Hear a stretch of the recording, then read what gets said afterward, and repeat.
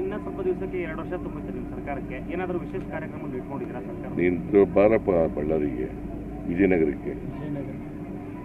ವಿಜಯನಗರದಲ್ಲಿ 2 ವರ್ಷದ್ದು ಕಾರ್ಯಕ್ರಮ ನಾವು ಮಾಡ್ತಾ ಇದ್ದೀವಿ. ದಯಮಾಡಿ ನೀನು ಬಾ, will extend the invitation to you. Sir, ಕೇಂದ್ರ ನಾಯಕರು ಜಾತಿ ಜನಗಣತಿ ಮಾಡ್ಲಿಕ್ಕೆ ಕೊಡ್ತಿದ್ದಾರೆ ಸರ್. ಮೊದಲು ನಿಮ್ಮ ಈಗ ನೋಡಿ, ಜಾತಿ ಗಣತಿನ ಟೀಕೆ ಮಾಡ್ತಿದ್ರು ಅವರು. ಸಿದ್ದರಾಮಯ್ಯನವರು ಜಾತಿಗಳ ನಡುವೆ ಸಂಘರ್ಷ. ಈಗೇನು ಹೇಳ್ತಾರೆ? ಈಗ ಸ್ವಾಗತ ಮಾಡ್ತಾರೆ, ಮುಕ್ತ ಮನಸ್ಸಿನಿಂದ ಸ್ವಾಗತ. ಯಾವ ಇದರಿಂದ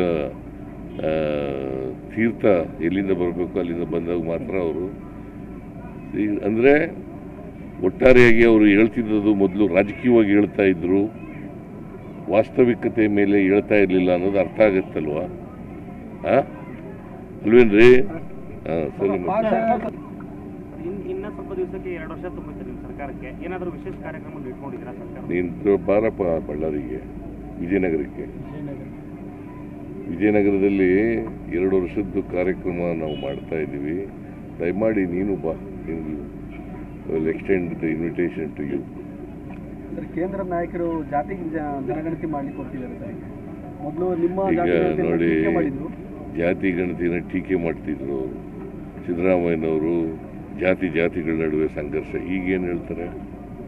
ಈಗ ಸ್ವಾಗತ ಮಾಡ್ತಾರೆ, ಮುಕ್ತ ಮನಸ್ಸಿನಿಂದ ಸ್ವಾಗತ.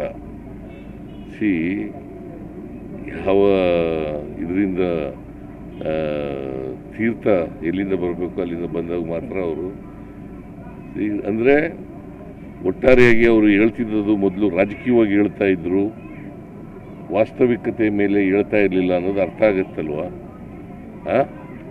ಅಲ್ವೇನ್ರಿ? ಸರಿ.